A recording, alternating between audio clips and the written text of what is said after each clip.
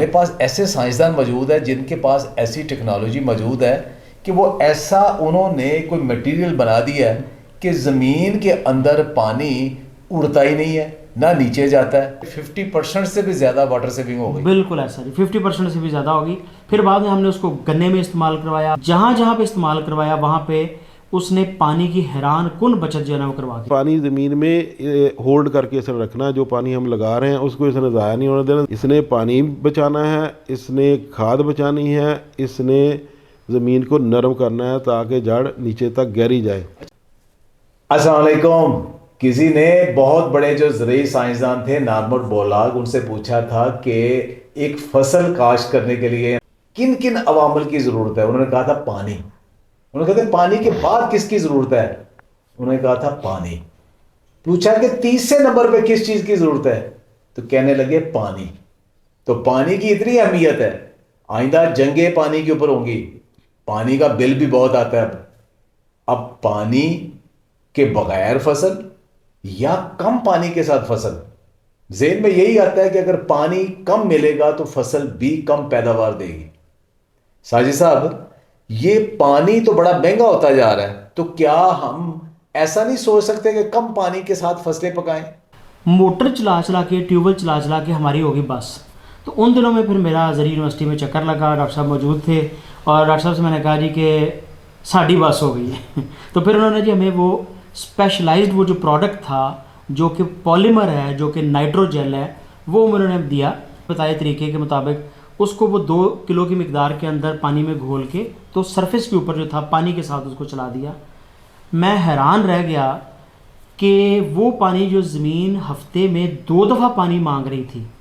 सब्जियां उसके बाहर चलती नहीं है गर्मियों में, जब जून का महीना और बड़ा, तो 2 पानी हफ्ते में लग रहे थे। मेरा वो पानी जो था वो 12 दिन के ऊपर चला गया। 12 दिन के बाद भी लगाया तो अभी ज़मीन गीली मौजूद थी। ये इस टेक्नोलॉजी के खालिक हैं प्रोफेसर डॉक्टर यासिन साहब, जिन्होंने वो मटेरियल बनाया है कि जिसके ज़रिए कि आप 50% से भी कम पानी लगा के आप अपनी पैदावार जो है ना वो उतनी बल्कि उनसे भी बेहतर ले लेते हैं। तो ये खालिक तो अल्लाह ताला की ज़ात है, जिसने इस बंदा नाचीज़ को कोई किसी खूबी की वजह से, किसी नेकी की वजह से ये अनायत की है कि मैंने जो ज़मींदारों के साथ चूँकि रब्ता रहता है तो उनकी जो प्रॉब्लम को मैं समझता हूँ, तो उसके मुताबिक काम शुरू किया। 50% वाटर सेविंग है, सिर्फ वाटर सेविंग ही नहीं है, उसके साथ साथ जो खाद महंगी हो रही है उसकी भी सेविंग है, वो भी 40% 50% तक सेविंग है। नहीं, खाद की भी साथ बचत होती पानी के अलावा। जी जी, ये खाद उसको पकड़ लेती है, उसको उसकी लॉसेस नहीं होने देती, क्योंकि ये नेगेटिवली चार्ज है। तो ये जो मालिक्यूल को पकड़ के होल्ड करके रखता है, जैसे जैसे पौधे को ज़रूरत होती है उसकी ज़रूरत के मुताबिक, उस वक्त के मुताबिक उसको रिलीज़ करता जाता है। क्या ये बहुत टनों के हिसाब से मट्टी खेत में डालना पड़ता है? जिम्मेदार क्या जी, मैं तो अफोर्ड ही नहीं करता, मैं 3 ट्रक रूढ़ी पा लूँगा या 3 ट्रक एक चीज़ पानी। तो ये 2 किलो ऑन एन एवरेज डालता है, यानी सिर्फ 2 किलो आप फी एकड़, एक एकड़ में डालना है और साल में 1 दफ़ा डालना है और एक क्रॉप के लिए डालना है, एक फसल के लिए, एक फसल के लिए जो 4.5 से 6 माह के लिए है, उसमें इसको डालना है। तो इसमें ये है कि अगर वो रेतली ज़मीन है वो 2.5-3 किलो तक चला जाता है। तो इस तरह 2 से लेकर 3 किलो तक इसकी रेंज है, लेकिन ऑन एंड एवरेज 2 किलो ये ज़मीन के लिए काफ़ी है, एक क्रॉप के लिए। तो गर्मियों में एक पानी इसके लगाने के बाद अगला जो पानी लगाना है वो 15 से 20 दिन बाद उसकी बारी आएगी। तो कैसे बर्दाश्त करना, ऊपर वाली लेयर आप देखेंगे ज़मीन की वो आपको सफ़ेद नज़र आएगी, लेकिन जैसे ही 1 इंच नीचे जाएंगे ज़मीन जो है वो गीली होगी। तो वहाँ उसने मॉइस्चर होल्ड किया होगा, जहाँ जड़ है वहाँ हमें मॉइस्चर चाहिए, तो वहाँ इसने मॉइस्चर होल्ड किया होगा। तो वो जो नमी है वो उसमें हाल पजीर न्यूट्रिएंट भी होंगे, वो पौधों को मिलेंगे, और उसमें रेशन भी होगी, यानी हवा भी होगी। तो जड़ बड़ी तेज़ी से ग्रो करेगी और गहरी जाएगी। जब आंधियाँ आएंगी या हवा चलेगी तो फसल भी नहीं गिरेगी। तो इस तरह ये पानी ज़मीन में होल्ड करके इसने रखना है, जो पानी हम लगा रहे हैं उसको इसने ज़ाया नहीं होने देना, ज़मीन में होल्ड करना है। इसने पानी बचाना है, इसने खाद बचानी है, इसने ज़मीन को नरम करना है ताकि जड़ नीचे तक गहरी जाए। अच्छा, कोई हर चीज़ का कोई ना कोई नुकसान भी होता है, उसका कोई मतलब साइड इफ़ेक्ट भी होता है, कोई फसल के ऊपर, उसकी क्वालिटी के ऊपर, किसी ज़मीन के ऊपर। जी, ये जो जितनी बातें आप बता रहे हैं सारे ज़हन में रख के इस चीज़ को इस तरह तैयार किया हुआ है कि इसमें जो अमेंडमेंट की हुई है ताकि ये हमारी आबोहवा के मुताबिक, हमारी ज़मीन के मुताबिक उसको सूट करे। तो क्या इतना तो नहीं कोई बहुत महंगा तो बंदा आम ज़मींदार अफोर्ड ही ना करे, कि आम ज़मींदार भी इसको अफोर्ड कर सकता है? डॉक्टर साहब ये जी आज के लिहाज से अगर हम बात करें तो ये तकरीबन कोई आधी को बोरी यूरिया का खर्चा है एकड़ का जी। सिर्फ आधी बोरी यूरिया का खर्चा है, और इससे जो बचत आनी है वो खादों की बचत भी जाहिर है और पानी की भी बचत तो है ही है। जो वाटर सेवर आपका प्रोडक्ट है, तो कितने पानियों के साथ गंदम पक सकती है? देखिए, हमने रेतीले इलाके में ज़मींदार के खेत के ऊपर 1 पानी से भी इसको ग्रो किया, 2 पानी से भी इसको ग्रो किया। हाँ जी।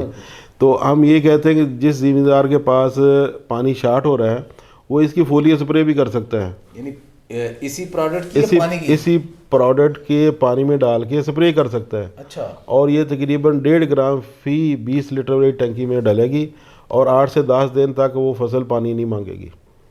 तो जितने हमारे ज़मींदार भाई 5 पानी लगाते हैं उसके बराबर हमने पैदावार ले ली। बारानी इलाका जो है उसमें तो फिर ये बड़ा मोज़े की तरह असर देगा, जहाँ पे सिर्फ लोग बारिश के पानी के साथ अपना करते हैं। तो अगर बारिश के पानी से पहले इसका वहाँ पे एप्लीकेशन कर दी जाए तो कैसा है? जी, एप्लीकेशन पहले कर दी जाए वही फ़ायदेमंद है। जितना ज़मीन में ये डीप जाएगा उतनी ही मॉइस्चर नीचे तक उसकी कंजर्व रहेगी। अब जैसे आप सहूलतों की बात कर रहे हैं, सर्दी आती है, ज़मींदार के बच्चे या उसके जो हारी हैं वो कहते हैं जी पानी लगाना तो बहुत मुश्किल है, तो उसमें उसके लिए सहूलत है क्योंकि वहाँ महीने 1.5 महीने के बाद पानी लगाना पड़ता है। अगर ये प्रोडक्ट डाली हो, धुंध वाले सीज़न में हो या बारिशें हो रही हों, तो फिर इस सबसे बड़ा जो इसका है, जब हम वतर मेंटेन नहीं कर सकते तो अनइवन मॉइस्चर होती है, नमी होती है, जिससे जर्मिनेशन इफेक्ट होती है। तो ये जर्मिनेशन को 100% अश्योर करता है कि जर्मिनेशन पूरी होगी। इतने मौजूद आपने बता दिए, अब हमें बताएं इसका तरीका इस्तेमाल है एक्चुअली जो आप रिकमेंड करते हैं वो क्या है? ऊपर से हल से होगा चला दें, क्यों इसका मौजूदा ये कि जितना इसने गहरा जाना है वहीं पर इसने मॉइस्चर रखनी है, ज़मीन को नर्म करना है, जड़ भी उतनी गहरी जानी है।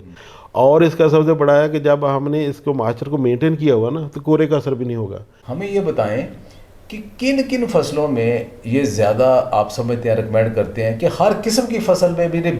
आलू की फसल को नरम ज़मीन चाहिए होती है ताकि उसकी बल्किंग ज़्यादा हो, वज़न ज़्यादा हो, तो ये ज़मीन को नरम करता है, उसकी बल्किंग होती है। मूंजी में पानी बहुत ज़्यादा चाहिए होता है, तो ये पानी भी कम करता है और मूंजी में जड़ी बूटियाँ उगती है उसको भी कम करता है।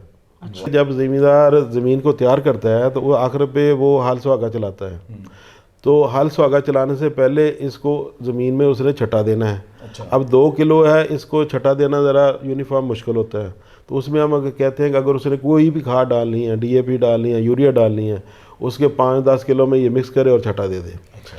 अगर वो कहता है मैंने खाद नीचे डालनी ही नहीं है, तो फिर उसका तरीकाकार ये है कि सूखी रेल ले 4-5 किलो इसमें इसको मिक्स करके यूनिफॉर्म छटा दे दे। ट्रायल कमाद के लगाए थे, उसमें पैदावार सुना बहुत अच्छी आई थी, उसमें क्या रिजल्ट रहा था? ज़मींदार के जो ऊपर ट्रायल लगे हुए हैं ना, उसने उसकी वीडियो मेरे पास रिकॉर्ड है, उसने कहा जी मैंने 7 पानी लगाए हैं, 1 बोरी DAP यूज़ किया, 1 बोरी यूरिया यूज़ किया, मेरी 1650 मन पैदावार है। 1650 मन, बहुत बड़ी पैदावार। और गन्ना गिरा भी नहीं। ये जो हमारे बागात है, जैसे आम है, किन्नू है, अमरूद है, उनमें भी फ़ायदा देती है? हाँ जी, आम और किन्नू इसमें बहुत बड़ा मसला है मॉइस्चर मेंटेन का। या ज़मींदार मॉइस्चर ओवर कर देता है या ड्राई कर देता है। ओवर करता है तो वाटर शूट्स बनते हैं, तो वेजिटेटिव ग्रोथ की तरफ चला जाता है। तो उसमें ये बहुत अच्छी चीज़ है कि इसने नमी बरकरार रखनी है, तो उसकी वजह से जो प्रॉपर मॉइस्चर है वो उसकी रहेगी, फ्रूटिंग फ्लावरिंग का रिलेशन एक बनेगा, तो जिसकी वजह से उसकी पैदावार बढ़ जाएगी। अब यहाँ सबसे बड़ा सवाल ये होगा ज़मींदारों का कि हम लें कहाँ से? ये ग्रीन सर्कल के जहाँ जहाँ पे आउटलेट्स मौजूद हैं, और ख़ास तौर पे जो फैसलाबाद और लाहौर में हमारे ऑफिसेज़ हैं, तो वहाँ पे चूँकि ऑलरेडी भी ज़मींदार जो है काफ़ी बड़ी कम्युनिटी हमारे पास आती है, तो हमने डॉक्टर साहब से रिक्वेस्ट की, तो फिर यहाँ पे वो अवेलेबल करवा दिया गया। एक वीडियो में सारी चीज़ें जो है ना वो बताना बहुत मुश्किल होता है। इसके फॉलोअप में भी हम बहुत सारे प्रोग्राम करेंगे। खुश रहें, आबाद रहें। बहुत बहुत शुक्रिया।